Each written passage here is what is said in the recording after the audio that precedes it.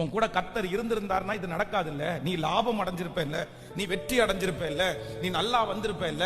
ஆண்டவர் உன் கூட இருந்தா இப்படி எல்லாம் நடக்காது அப்படின்னு யாராவது ஒருத்தர் சொல்றாங்கன்னா, நான் இவ்வளவு ஜெபம் பண்றேனே, நான் மற்றவங்கள மாதிரி இல்லையே, அப்ப என் கூட கர்த்தர் இல்லையா, எனக்கு இவ்வளவு எல்லாம் நடக்குதே அப்படின்னு யாராவது நீங்க நினைச்சீங்கன்னா இல்லவே இல்ல.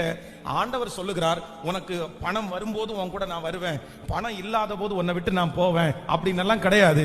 இதோ உலகத்தின் முடிவு பரியந்தம் சகல நாட்களிலும் நான் உன்னோடு கூட இருக்கிறேன், நான் உன்னை விட்டு நல்ல கரங்களை தட்டி நான் உன்னை விட்டு விலகுவது இல்லை, நான் உன்னை கைவிடுவதும் இல்லை, கைவிடுவதும் இல்லை. ஆனாலும் ஆண்டவருடைய பிள்ளைகள் ஒன்று நினைத்துக் கொள்ளுங்கள், ஆண்டவர் நம்மை விட்டு கண்டிப்பாக போக மாட்டார்.